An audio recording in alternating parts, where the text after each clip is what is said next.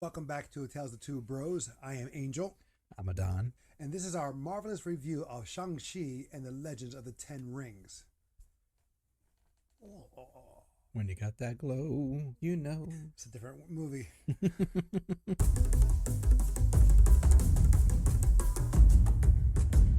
Spoiler alert, just in case you haven't seen it. So you can go watch it in the theaters, you can go to the drive-in, or you can wait and they'll air it on Disney Plus in 2 months. Okay, man. We just saw Iron Fist reboot. You know what? I can't argue that because I was in the theater thinking, I'm like, man, this is what Iron Fist could have been. In many aspects, correct. Just the core of the story of the character, like the background story and what they did. It felt like they took from Iron Fist and just threw it in here. My issue is, well, there's no issue on that aspect because, again, Marvel has done it. They have blended many characters into one, tell a story, and we've seen that since Iron Man came out. For here, first of all, I enjoyed the movie. A nice representation in the Asian community, kind of like how the Black Panther movie did for the Black community. Shang-Chi was that for the Asian community. It wasn't as well received, though. What was that? It got a lot of flack. Shang-Chi? Yeah, Shang-Chi got a lot of flack about the Asian community. I know a lot of people did love it that were Asian, and I know some people, it's like, okay.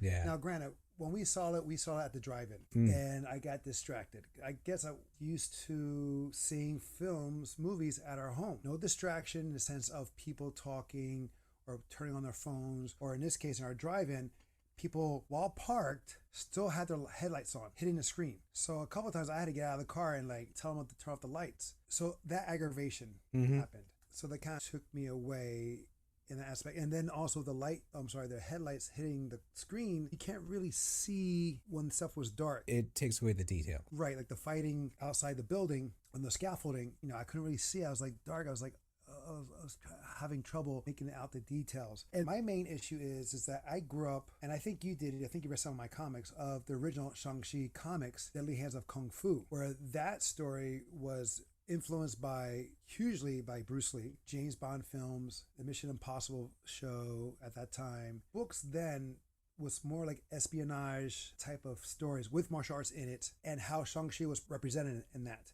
He lived the life of a martial artist, but almost like a Buddhist, very tranquil. He fought for the side of peace and side of good. And I mean, like here, as you can see, I still have him. Like, this is how I remember him. With the big red gi with a yellow trim, with the headband, and with the silver gauntlets, the silver gauntlets. That's what I remember, the big yin and yang sign. I still have these, the statue here. With his father, which was in the comics, was Fu Manchu, but then I had to make it a little more politically correct. I don't know if you can see the Fu Manchu here. Yeah, this is a beautiful statue. There you go, father. Yeah, I remember that differently. I know they did a reboot in the comics. I don't remember him having a sister. Oh, yeah, it's like multiple siblings now. Well, yeah, his father was a Rolling Stone. Yeah. But his father was pure evil in the comics. Like, he was he wasn't the Mandarin, but he wanted to rule the world. Yeah. And he didn't care who he had to step on, who he had to take out of his way. And his son in the comics was one of those people that was in his way. So he sent assassins to kill his son. Now, this is in the comics. Here is different. In the movie, they sent assassins. They weren't really assassins. Well, they are assassins, but they were there to get him. If not him, the gems that he and his sister had. They were henchmen. Now, do you know Simu Liu? Have you seen him before in other works? Honestly, no. I know him from the series called Kim's Convenience, which is currently playing on Netflix. And then he had a little stint on Fresh Off the Boat on the last season. He wasn't a total unknown. When I saw him here, it seemed like the same character he played in Kim's Convenience. It was kind of like Will Smith being Will Smith in all his movies. What did you like? First of all, I did like that. I like the fact that they actually put it in theaters first rather than going to theater and streaming. I think they learned our lesson with the Black Widow situation. Well, yes. That's probably what they did. I hope they did. And, a lot of people were arguing that this is more of an experiment. That's why they chose to do it this way versus the other way and see what would bear better results. Some people will make the argument that this is a better film. I make the argument that it forces people to want to go see it and rather wait because they know there's going to be spoilers and there's going to be stuff if they wait. Which happened to me when I accidentally went on YouTube before going to drive-in. Yeah, like, very true fact. Even if it's going into theaters, there's still going to be spoilers. So you can imagine, like, when Black Widow came out, boom, everything was hitting the thing, hitting the wall. I saw About this 2 weeks ago. yeah, 2 weeks ago. about two and a half weeks Three. ago. Actually, a lot further than that. I got a privilege of a sneak preview. It was in theaters. I know some people that they had to get the code to download to stream it, but I got to see it in theaters, so I got the theater Nice. experience where you got the drive-through. But mine was with other people that are there to watch the film, so I didn't get that experience of your standard theater experience where people are like, talking, tossing around, doing stuff. Everybody's like really quiet, really focused on the movie. But I digress. Basically, mostly I like the fight scenes. The humor was good in certain aspects, and I'll get to that. But Well, let's focus on the fight scenes first. Yeah, okay. So the choreography was done by the late Brad Allen. He was one of Jackie Chan's students in the stunt world. If you watch Jackie Chan films, he makes an appearance as one of the henchmen or what have you, but he had a big role in the movie Gorgeous, where he played against Jackie Chan as a fighter. And it's a good fight scene, actually. Great fight scenes, yeah. Both of them, when they both had together. But he's wearing black, Jackie Chan's wearing white, and the two contrasts. And he's shorter than Jackie Chan. Yeah, he's not a tall guy, but he's quick. He wasn't. Unfortunately, he passed away about 2 weeks ago. Ooh, that's a shame. In the film, it gives a tribute to him. I don't know if you caught that. They gave it, maybe not, because probably when you saw it, I don't think it happened yet. I don't think he passed away. No. Yeah, there was a tribute to him right at the end before the rolling credits. Fight scenes were awesome. People tell me it's just like a Jackie Chan film, and then it's like, I have to disagree. The way they move was more of Jackie Chan's class brother, Yen Biao. The way Yen Biao moved in his films was exactly that way, especially on the scaffolding.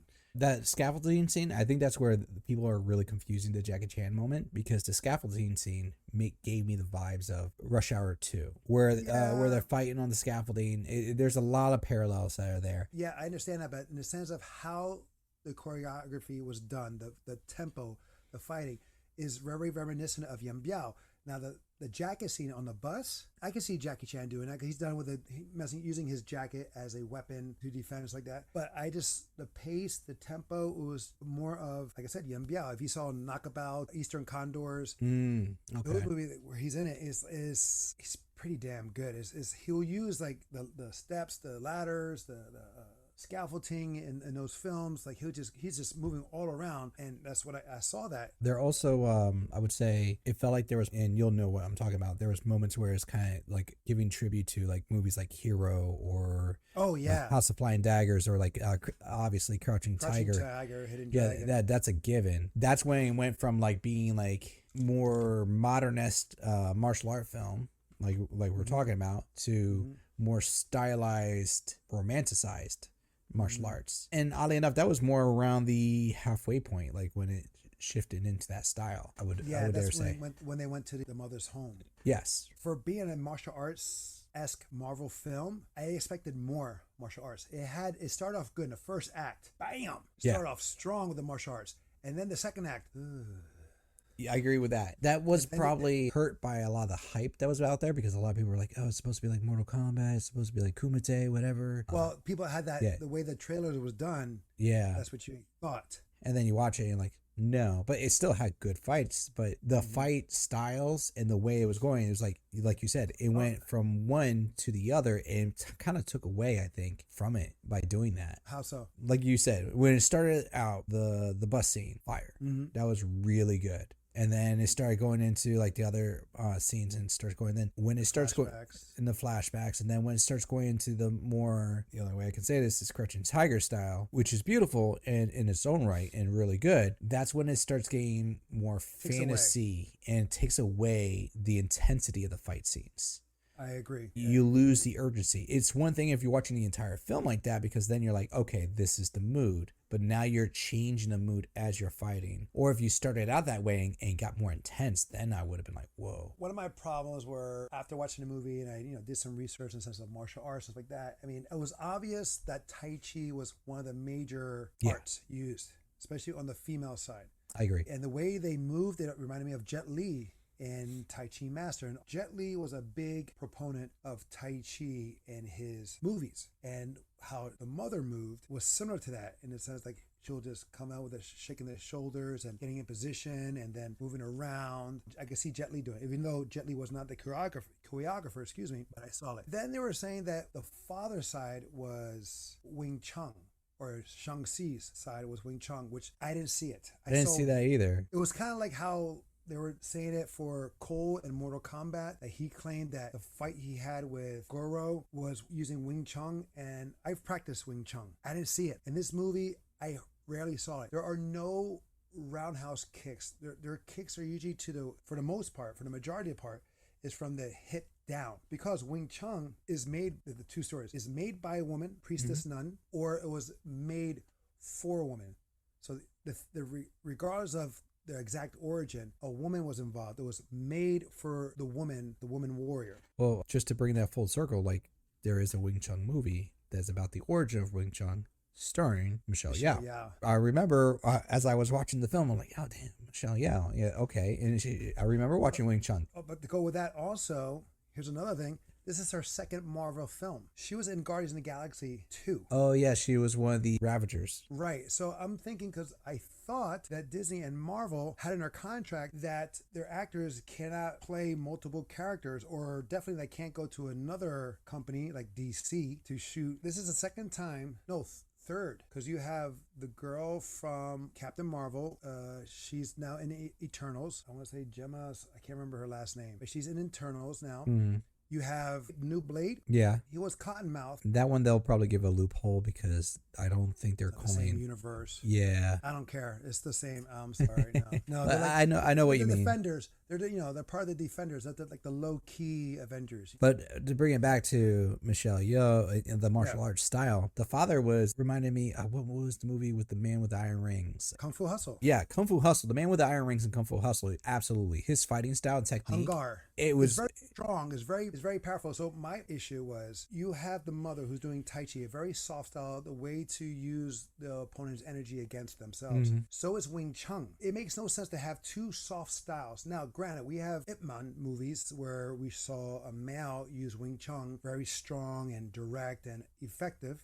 Yeah, but it did not look like this. No. Yeah. Again, if you notice that the kicks to the face in Wing Chun is a front kick, but with the toe going out, the heel, more of the heel coming in, and when you grab the arms, you're pulling your opponent into your kick. It's very close. It's fast, close combat. And the stance is different too, because the stance is to represent a woman. The knees are in, the toes are pointed in, the heels are out, like as if they're fighting wearing a long skirt. Mm-hmm. And they learn how to move with the skirt on. And it's very direct. There's some circular motions, but it's very direct. You angle the sides, you have some lao sao, you have some chi sao. And I didn't see no sticky hands. I saw a little bit of sticky hands, but it's more of the Tai Chi aspect. That part, again, I was like, why would the father or Shang-Chi both have soft styles when the mother style, when it's more like a yin and yang, opposites? Yeah. Right? So that's my biggest issue, in the sense that you're saying Wing Chun, but I didn't see true Wing Chun. And true Wing Chun, as we saw through the Ip Man films with Donnie Yen, intense, but beautiful. But you have him doing jumping side kicks. He's doing all these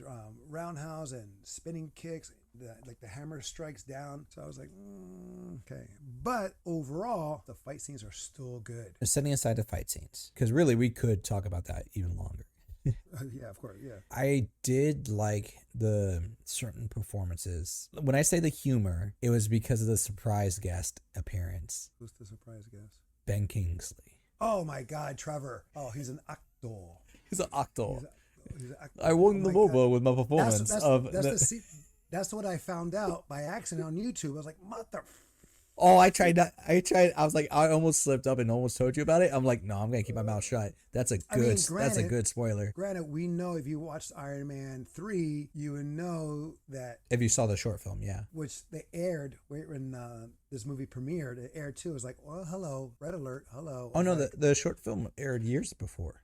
No, I know, but they put it on Disney Plus. Oh, they re-released it, yeah. So we saw it. Yeah, he was awesome. Again, he stole the show comedy wise. Honestly, come on, like he was the funniest guy. No, he was right. Awkwafina, awesome as well. She was good. I mean, Awkwafina's being Awkwafina. Yeah, But that's the biggest thing I heard about it. She wasn't something new. Now, I find this hysterical in the aspect of Aquafina was the voice of the Last Dragon and Rhea in the Last Dragon. True. And what do we have at the end of the movie? A dragon. Pretty much the same built. So I was like, okay, all right. I guess that's a big Easter egg itself right there. I feel like the dragon is new though. I don't remember seeing that. No. The Dweller in Darkness I thought was new too, but I found out the Dweller in Darkness, the big bad, was actually a thing from the big monster. Oh, to me, I feel that was not needed. It was not needed, but it is a cool Easter egg in the sense like I didn't know this at first, but I did a little research. Apparently, that's a character that's involved with Galactus, and like it is like a character that is part of the reason why Galactic exists.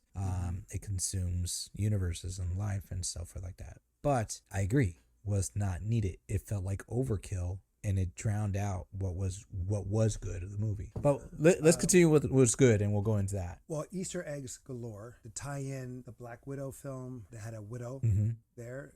Her name was Widow in the credits. And Madripoor. No, it wasn't Madripoor because it was in Hong Kong, wasn't it? I think it was Madripoor. I can't remember. It could be Hong Kong, but I thought it was Madripoor. I thought like that was the tie-in to the Falcon and Winter Soldier. Because there's a flag when Shang-Chi comes out to fight there. There's a flag of Madripoor. Okay. Him. So I'm not sure if that's like either saying that's them or that's where they're at, or that's one of the countries are being represented at that arena. So I'm not really sure about that. I mean, there's a reference to Endgame. There's also a reference to Iron Man 3 besides Ben Kingsley. Besides him, there is another reference to Iron Man 3. When they're first walking into the same place and they're having all the super powered fighters. Oh, yes. Yeah, there's a Screamus. That's the Widow's fighting him. Yeah, exactly. Also, jumping around here, the Easter egg. When the Mandarin is going over, I'm a man of many names. Who did that remind you of?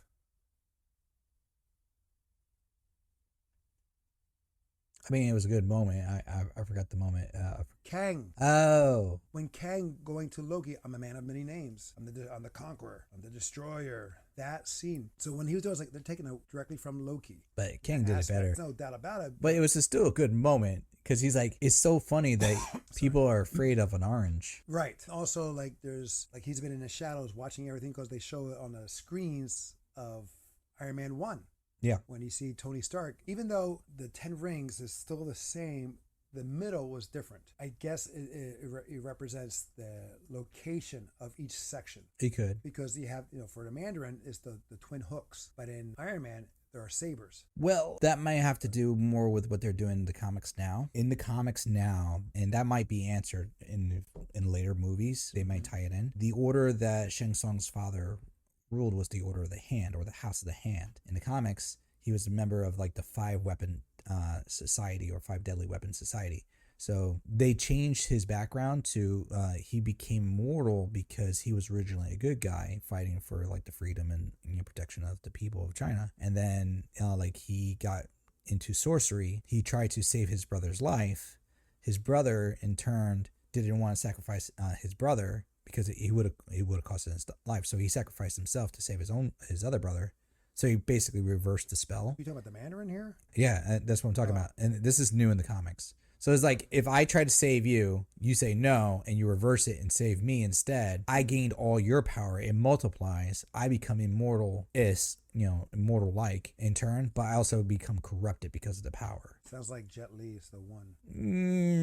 Yes, but without multiverse. Just more sorcery. But basically, there's the Order of the Hand, right? There's the Order of the Hammer, the dagger, the staff, the sword, and the hammer. You said that already. Did I say the hammer? Okay. There's another one.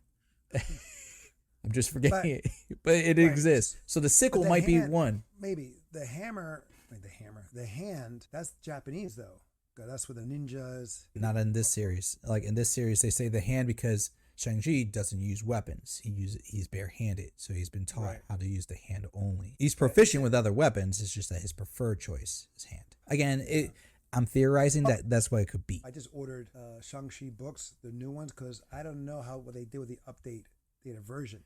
I just know the 70s and 80s. I just love how that story came about because there was always tension with father and son, where the son is trying to take down the father and the father is trying to take down the son. I will say this, in the current version, at least in the last few issues that I've read, the father's had already passed away and he's now like a spirit, and it's more of a feud between him and his sister, which kind of ties here. At the end, the second post-credit scene, we see that happening where she is now the new Mandarin. Essentially, yeah. And that's going to happen. So I kind of like that. And I mean, in my opinion, this movie was not about Shang-Chi.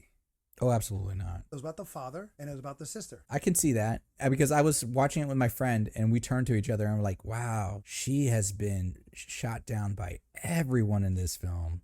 Like, she was in no shadows, love, right? No love. You see it in the sense like her origin, watching her brother being trained.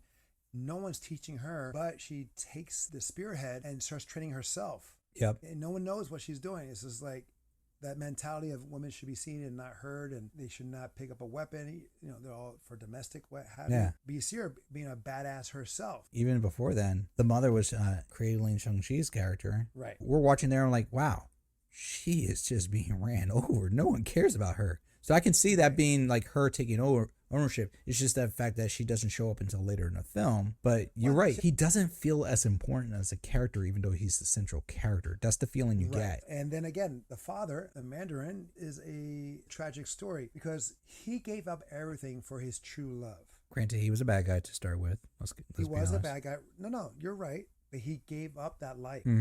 Because he found love. He found a purpose to give up his conquering ways. And all he's trying to do is to get her back, even though it's misleading or he's misled, he's lied to. It's not really her. He's driven by that purpose of like finding his love again and kind of repairing that loss in his heart. It's misguided. Am I wrong? Is that influenced by the rings? Yes and no. So in the movie, he chooses to put the rings back on because of the loss of his wife. And he seeks the revenge, and he seeks that he's like, I was weak because I didn't have my rings. Because of that, I couldn't protect the things I want. So I'm going to never be weak again. It became a crutch, and it became something that, he fell back onto his old ways, affected him in that way. It's like a coping mechanism that he withdrew into. Kind of like drinking in that sense. Became like an addiction. That's how it was at the beginning. And then when he found her, he's like, I have a better purpose. And then he fell back into his addiction, basically, which was the power. Technically, it was the Dweller in Darkness, the big bad at the end, that was using the rings as a way to communicate to him. Right, because he had the power and he could help. He's the one that could release. Exactly. Right. He was strong enough. I do like that they went with the bracelets as the rings instead of the actual rings in the comics, whereas on the thumbs and the fingers. It looks better. And it also goes and ties in with Shang-Chi's original look, where he had gauntlets on his arm. So if you put them all together, it looks like one solid piece. So that was kind of cool. I do appreciate that. It does kind of handicap the abilities of what was originally in the comics, because in the comics, it was like very OP, like for the Mandarin's rings. So like what he could do here is more limited. But it was more like Thanos, the stones. In the comics, yes. Well, also in the MCU, they don't want to repeat the same thing. True. That it can do. So it's like, will not make any sense to do that. I will say this, don't hold me to this as a fact, but this is a fan theory I heard, and I gotta give credit to where credit's due. It's from another YouTuber, Rob from Comic Explained, also Geek Culture Explained. He said he suspects that these are rings from Kang. Kang the Conqueror. Because again, these are the credit scenes that we're talking about. Dr. Banner has no idea what they are. Captain Marvel has access to the Kree database. They have no idea what that is. Over 1,000 years old. Exactly. Wong doesn't know anything mystic-wise that would be connected to it.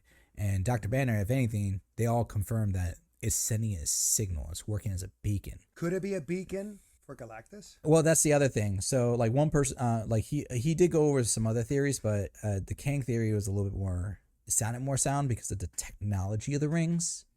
But also... considering the Dweller in the Darkness theory, that could also work for Galactus. Now, talking about Banner, we see Banner in his human natural form. I noticed this. But this is what I'm thinking. Because also Miss Marvel had long hair again. Her hair was not short like it was in Endgame. So I'm thinking this is what happened. It was a last minute thing to do that scene. And I know Mark Ruffalo hates the gear up. Even though he loves playing the character, he hates putting on the suit, put on that helmet with the big thing, catch his facial expressions. He shared this time and time again. So I'm thinking that he just said, let me just do this. Let me be normal. I'll wear the brace. My arm is still effed up. I mean, it's possible. That's why I think it is, because it was just a short scene, and all he had to do was stand there. He didn't have to get all geared up. Maybe they just say, you know what, we'll make it work. It's not going to be a big deal for the main audience. But also, it's like his arm was, even though it's messed up, it's still normal size.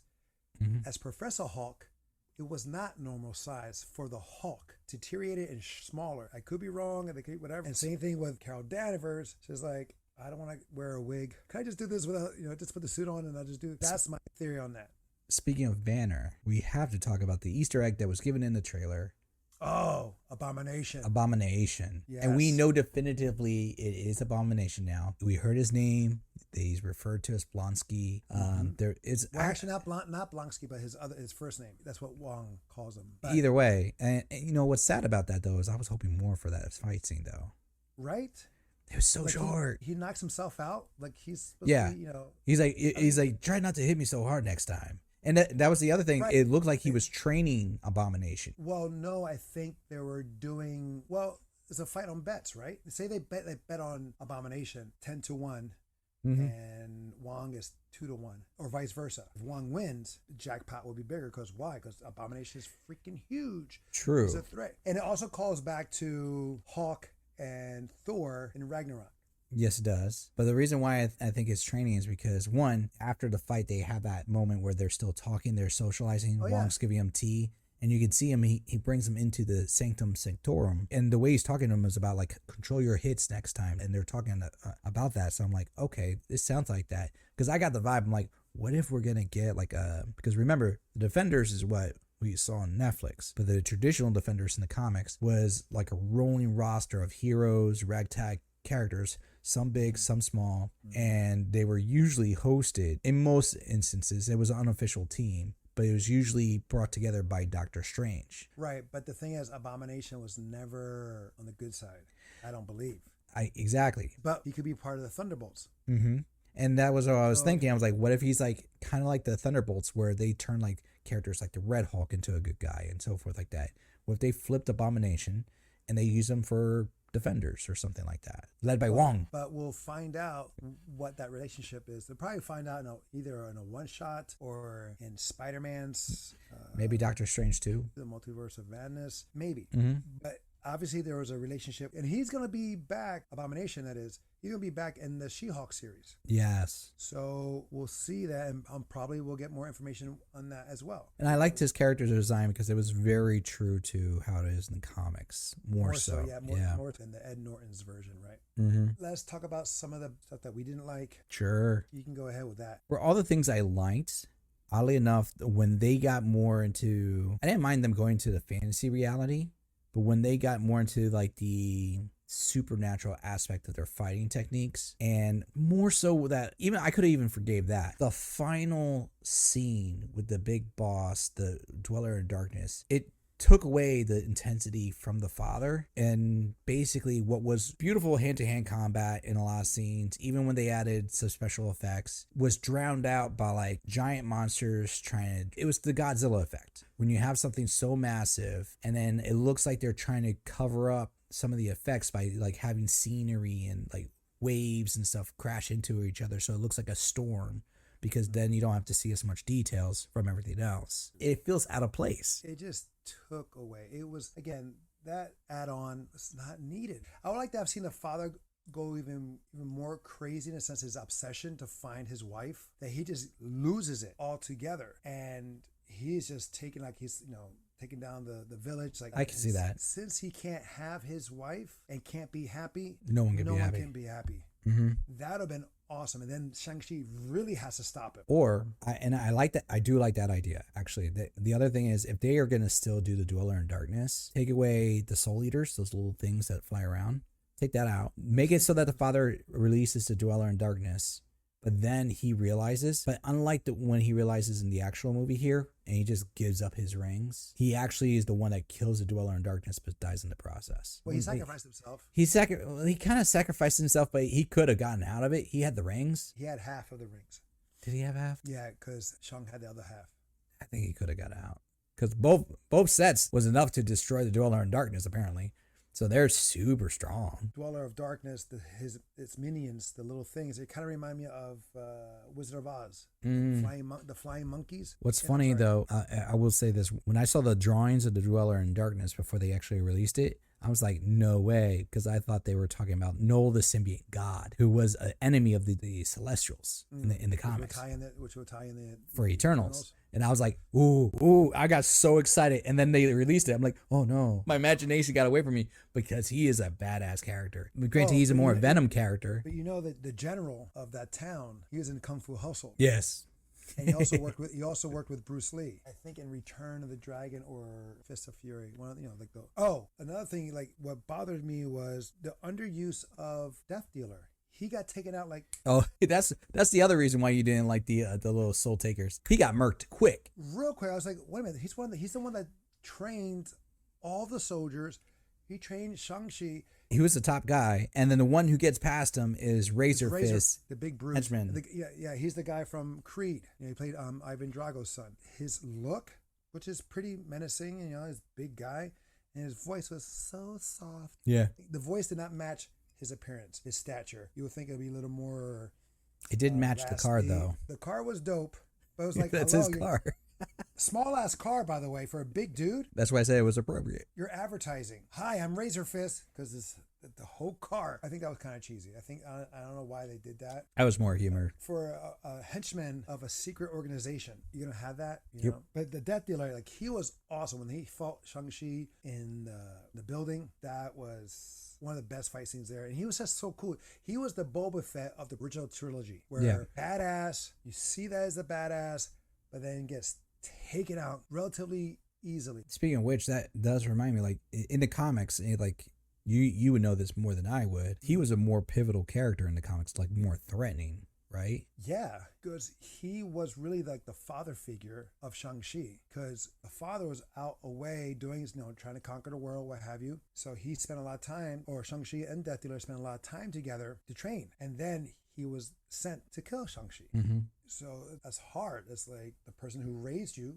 essentially is now trying to kill you. When you say it like that, that's an interesting dynamic that they did not touch on at all. They made it more like he's like, I'm willing to kill this guy because he beat me into training. But that's actually a good thing. That's like 10 to 15 minutes they could have cut from the end to put more of a dynamic storyline between him and Death Dealer, and they could have interject those scenes, and we would have been like, wow, there's like an issue with him and his father, and his father's trying to rescue his mother. I get that. Technically, he has a surrogate father that is also hired to kill him whenever his true father tells him to. There's a lot of things that could have been done. It's almost like they did Taskmaster in the sense that like it's a cool it's a cool concept, and it's a potentially great character to have as like opposing your hero, but it was just never utilized properly. A great side character not used to its potential. Yeah. I mean, I would like to have seen Razor Fist get taken out. In comparison?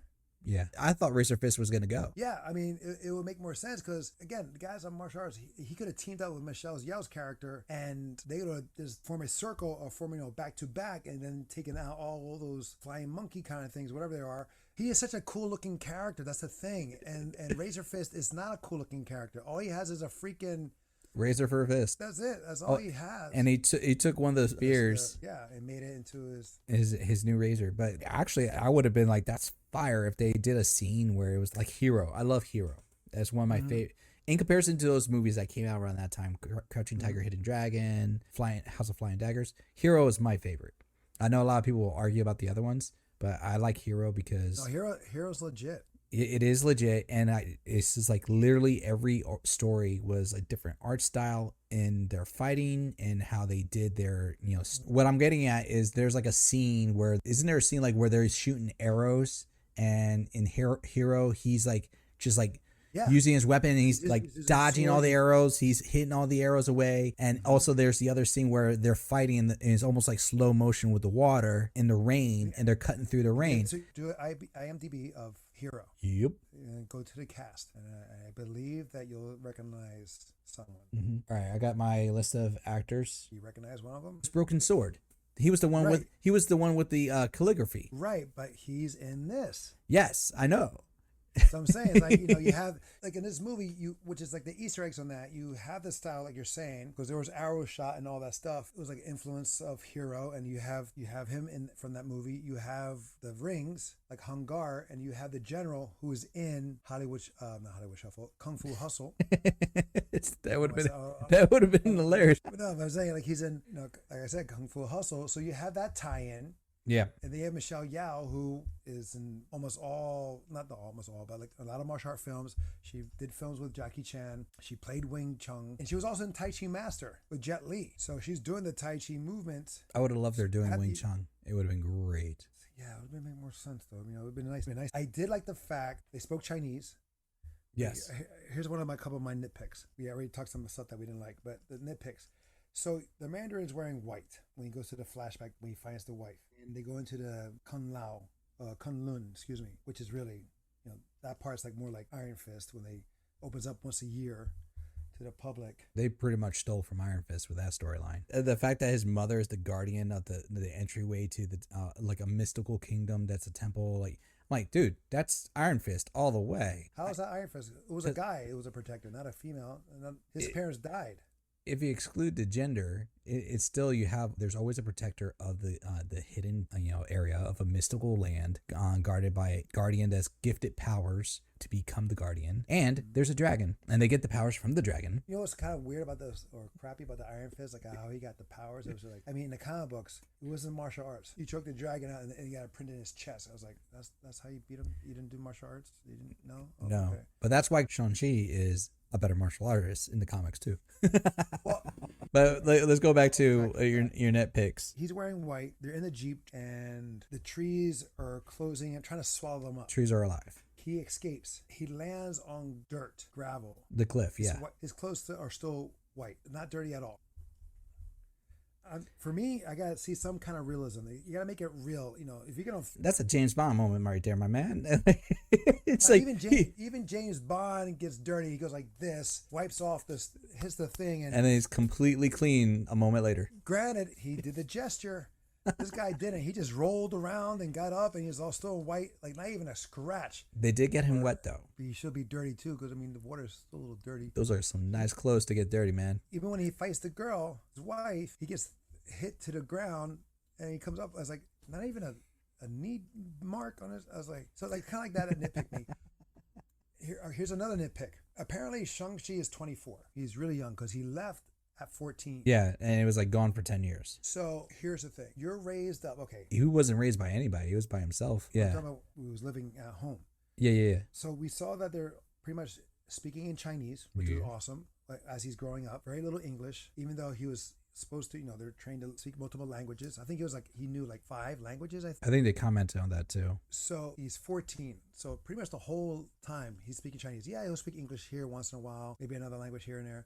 But he leaves and goes to the U.S., lives there for 10 years. You mean to tell me he has no accent? He pulled a ScarJo? That would make more sense if they were going for the aspect that, like, he was truly trained, like in the original Shang-Chi, truly trained to be an assassin, to blend in, like Assassin's Creed style. Just like he'll go in, blend in with the shadows, blend in with the culture, get in there and get out. And then you could be like, okay, I can give you that then. But I see where you're coming from. They didn't do that. Everyone else has an accent. Mm-hmm. I think the sister had an accent too, if I'm not mistaken. I think she had an accent as well. I would have to rewatch it. I feel like she didn't have much of one. Yeah, I'm trying to remember too. I don't think she had much of an accent. But I'm just saying, it's like you would think that when you're home, unless like ScarJo in the Black Widow, she hated her Russian life that she refused to ever do it, even though everyone else around her is speaking with a Russian accent. And we have here, we have the Chinese accent. She doesn't pick up anything back of that accent again. Another nitpick, the bus though. I'm sorry. If you're kicking 2 people that's the side of you, but you're kicking forward, they don't fall back. You don't hit them.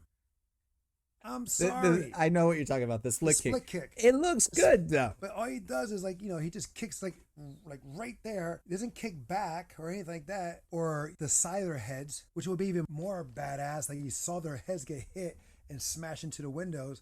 That would have been awesome. It was still a cool looking.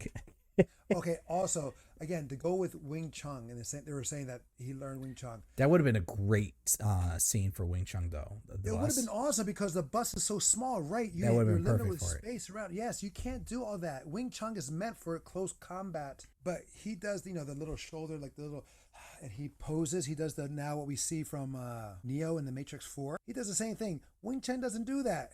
Wing Chun is this. Your palms are usually, for the camera, the palms are usually, towards you, or is like, here, or palms are towards elbows the camera. in. Here's the thing, like for those who are also not informed, Bruce Lee founding style was Wing Chun, and then he adapted. Didn't he learn Wing Chun first, or that was his main? Right, that was his. Yeah. Sorry, yes. His founding style was Jeet Kune Do. Oh, that's what I mean to say. Right. He started Jeet Kune Do, but he learned Wing Chun. Oh yeah, he studied for 5 years. Exactly. From 13 to 18. But prior to that, he learned Tai Chi from his father. Mm-hmm. He used to train with his father. And he also was in boxing. He did a little boxing in the school. Okay. But yes, I will not say he mastered the art because I'm not sure. I'm not sure if he actually attained. You can see aspects of it even in Jeet Kune Do. You can see aspects of Wing Chun there. No, of course, but I'm just saying I'm not sure if he's actually a master. I don't know if he ever attained master level of Wing Chun. He just devoted his life to it, or his study to it in that time for 5 years. And that's a funny story too. We can do that for another time of how that came about. And then he learned later on. He adapted Wing Chun, fencing, savate, which is French, and boxing was the main core for his Jeet Kune Do. Now, his Jeet Kune Do is not everyone else's. It was a philosophy. It was a concept. It wasn't necessarily a rigid style. Yeah, he didn't believe in that anymore. Use whatever you can to win a fight, meaning that if you're about to fight someone and the person is empty-handed, but you see a chair next to you, use the chair. End the situation as quick as possible. That was his thought. And then later on, he learned how to, kicks. He learned kicks from Taekwondo Grandmaster Jun Ri, who no longer with us. He learned, and then Chakru Dana Santo, who was his top students at the time. He also trained with like Chuck Norris and like for the. Well, he trained. Well, he not all the time, but partially. Well, no, like they trained together, and like he gave with other top fighters, and he helped improve the sidekick. Not Bill Superfoot. No. That was Joe Louis. Louis. Bruce Lee helped him better his sidekick when he did like tournament fighting. But anyway, what were we talking about? We were talking about the combat and the close combat, because like even like Bruce Lee, like when you were seeing that style in the Wing Chun and so forth, like he doesn't overextend unless it's like for theatrics. Right. Like he keeps things very close. Perfect example of him using Wing Chun is in Enter the Dragon against Ohara, Bob Wall. Yes, that's a great example. When they line up. That's what I was thinking of. Yeah. And then he does the lap sao and then like the rolling back fist and knocks down Bob Wall. So that scene is Wing Chun. Then it varies a little bit when he does his backflip and does his sidekick, but in that beginning first exchanges is Wing Chun. Another example of Wing Chun with Bruce Lee is in Enter the Dragon when he's trying to get into the elevator and he can't open the doors. After he sounds the alarm, he turns around and there's people coming at him. You see him, he's just like, does a little spin here and there, but the first few techniques he's doing is Wing Chun when he's fighting off the attackers. And then he turns around when the elevator opens up and he sees like a bunch of people chasing him. That's when he runs out. I love seeing Wing Chun on the silver screen when it's done right, and because when it's done right, it's beautiful to see. Now, a movie that shows a lot of Wing Chun that's American, Big Trouble in Little China. Yeah. We've been talking about that a lot lately off camera, and damn, we got to do a review on it because that's one of my favorite movies. And when I saw it before I started doing Wing Chun, after I started studying and I saw it again, I was like, oh my God, that's Wing Chun. And I was like, so much. Of course, there's other martial arts involved, but you see it and it's done very well. And then you have, like I said earlier, the Donnie Yen films, which is amazing, especially the first one. And then the Michelle Yeoh. But that's a little more like... Which, oddly enough, Michelle Yeoh had Donnie Yen in that film, if I remember correctly. Yes. In Wing Chun, which is full circle. Right. Also, you have Prodigal Son, starring Yuen Biao. And that's a perfect display of Wing Chun, as well as Warriors 2. That's also by Sammo. And Sammo Hung was the choreographer for Warriors 2 and for The Prodigal Son. And I want to say Ip Man as well. Anyway, all right. I think we've shared enough on our thoughts on this.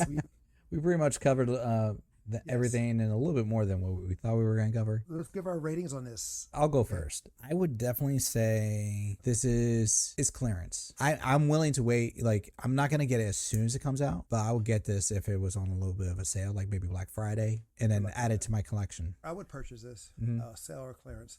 Reason being, I am a huge fan of Shang-Chi. Yes, you are. I do like the fighting styles in here. I do like the choreography. I do like how Awkwafina is portrayed in it, how even though she's not doing anything necessarily new, but I do like that. And Trevor, the actor, he's awesome. Ben Kingsley rocks it as that character. It's the flying monkeys. When he's in the car, he's like, I remember watching Wizard of Oz. They had the monkeys with the wings. And he's like, if they could train those monkeys. No, was it Wizard of Oz, or was he talking about Planet of the Apes? It was Planet of the Apes. It was sorry, it's the same thing to me. But he's like, if they could train those monkeys to ride those horses, I could be an actor too. And I was like, wow, you just hit a whole new level, my man. It just shows what a simpleton he was. Yes. Even further. But then he gets his little furry pigeon bear with no face. That was so disturbing. It was like, I'm sorry, he just cracks me up. He was hysterical. Just from the moment he came on into. Granted, I'm glad how they kept him alive, because he was supposed to be dead. Yeah. A lot of people thought they just killed his character off, and he's like definitely alive. And what I like about that, in a sense, is kind of like how it was in Iron Man 3. Whereas you see him as this threatening character, as the Mandarin, and then third act, we find out he's just an actor. The way coming out of the crapper, being himself. It's kind of like here, because we didn't expect it. We didn't expect it in Iron Man 3. And here, we didn't expect him to be alive. Yeah. I know we gave our reviews, but final scene also reminded me of Black Panther. The big battle scene. A lot of CGI, like you mentioned, kind of takes away. Oh, because they're in the cave and like you don't see the details as much of like what's happening with the fighting. Well, not just that, but you had the rhinos, right, on the field, and that was all CGI. And here you have the dragons. So I'm just saying, it's like you have two clans fighting, or there's multiple clans in Black Panther, but here it's like two clans. But again, big battle ensues, and it's getting kind of repetitive too, because you notice there's like an Endgame, Civil War, but again, it's also in the comics too. There are big battles in the comics as well. And we've said it, and we'll probably beat no horse, but that's the one thing that they could have done here, which would be like draw the line to make it different, bring it down. It doesn't have to be so grandiose. The fact that they just kept it down to ground, even if they had like a little bit more of a CGI fight with him and his father, they kept it more grounded that way. Well, I think it would have hit home harder. Shang-Chi does not have any superpowers. He's just freaking honed and trained in the martial arts, and he's so connected with his body. And that was the biggest thing in the comic too. That would have been awesome. Like say the Mandarin, he has powers. Okay, now how does Shang-Chi defeat that person that has the powers, besides of taking the rings? It would have been awesome that he overcomes that obstacle. He's called the Deadly Hands of Kung Fu for a reason, not the Deadly Rings of Kung Fu. Exactly. It would have just been nice. I agree with you in that sense. Like when I went in, that was my anticipation. I wanted a character that would have been basically, you take your guy from Ip Man or like the Raid, like your one guy who he's surrounded by everybody else that clearly has an advantage. They have guns, they have knives, they have weapons. In this case, Marvel, they have powers, and he just goes in and wrecks them all because he's that damn good. That was the only other thing I had a little bit of issue about, because I'm like, man, you're supposed to be like the best of the best of the best when it came to fighting styles and techniques and everything. Yet somehow everybody's still getting one up on you. You're getting one uppings. His sister knocked him out. He gets knocked out by his auntie. Hence Iron Fist. Yes. Iron Fist got his ass whooped all the time. Even in the comics, he got his ass whooped. He beat people who were not on the same skill level. But if anyone was just almost on the same level, they got his ass beat. Shang-Chi never got his ass beat. He did get his ass beat a couple of times, but it was like they were on the same level. They came from the same school. They were trained the same by this. Or they had some kind of superpower that was like just pushing them up a notch. But even at that, like They show in the comics, for those who don't know, like he taught Spider-Man how to fight. Like he teaches him the way of the spider. And like even to this day, like there was a recent issue, you'll get to it, where Spider-Man loses it and he has to fight Spider-Man. And he just, without powers, he doesn't have the rings. He takes down Spider-Man using his natural techniques and his knowledge. And that's what's great about him. He is human through and through. Exactly right. Exactly right. No powers, no rings. He is his perfect weapon. He's the perfect weapon.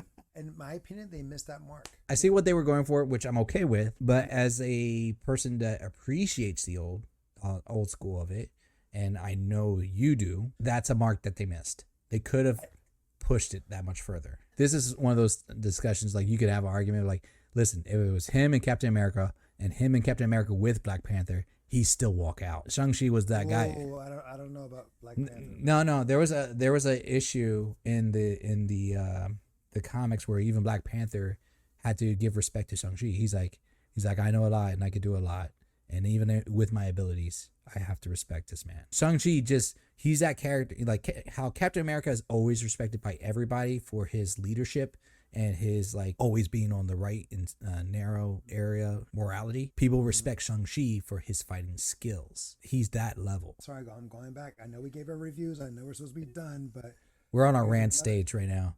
Yes. Okay, so he left at 14, and the father says, I always knew where my children were. Yeah, he was always watching, like a stalker. He also blames his son for his wife's death. True. So you would think when you're angry like that, you will take out the responsibility on your son. Granted, his son was a lot younger when that happened, and then he left when he was a teenager. But you would also feel, if your son left you like he did, like you'll feel the ultimate betrayal if your son leaves, and then he's no longer your son. You would just go, he is now a target. He is a threat, because Shang-Chi knows everything about him. He's a threat. Yeah. Where the base is, the plans. You would think that he would have been hiding on the run for 10 years. Say they did the same thing they did with Ninja Assassin, where the ninja left the clan, but the master kept on sending assassins after him. I know what you're getting at. And like, yes, that scene, I always know where my children are. I felt like, oh, he's acting like the father from Coming to America. He's like, I gave you 10 years to sow your wild oats. On the other sense, I got the other feeling that like, well, yeah, he let him go in a sense but he always kept an eye on him because yes, he's a guy that knows my information. He's my son, but he's still like out there. He never came back. That is a betrayal. If you're taking the traumatic stress that the father's going through with the loss of the mother, dealing with the guilt of the son being the one that he blames, and then of course you can see that being displayed onto the daughter. That's like how some parents, when they're going through those kind of emotional things, they just let the kid run away. They don't bother chasing after them because they just rather blame them and rather them be gone out of their lives. He may consider them as an enemy in that area, but that's also possibly why he didn't chase after him, because he'd rather him out there than him with him. Okay, so here's a little plot. So Shang-Chi gets a postcard. Yeah. It's just a dragon. He thought it was his sister's. And we come to find out it was all by the Mandarin. So why did he send the henchmen after him? If he just all he had to do was wait for the son to arrive. Because that postcard just set things in motion. There was no real logic to that. I noticed that too. I can understand it if they needed to push things forward. Still didn't make sense. Like, maybe he put the postcard and Shang-Chi was not reacting fast enough. So he says, well, screw it, go get him. That would make more sense. But at the same token, they had the gem already. Do you see what I'm saying? Like, they got it from him on the bus. Right. The Mandarin knew where the daughter was. Set a henchman there, set a henchman there. Just to play devil's advocate, and one could make the argument that like he got one half of the gem. He's like, I'm halfway there, baby. We're putting the family back together. It's like, I'm going to get my wife. Let's put the kids back. I can forgive them because I'm going to get my wife back. He was at that stage of like delusion too. It is a plot hole. It's one of those things like when you watch a James Bond movie, it's like, man, you would have won so many times over if you just got to the point. Still better than Black Widow. Guys, that is our review. Please subscribe if you haven't already. Hit the like button and also leave a comment below if you agree or disagree with what we said. We would like to know. We look forward to reading them. Until next time, it is the next time. I am Angel. I'm Adan. Love you, bro. Love you too.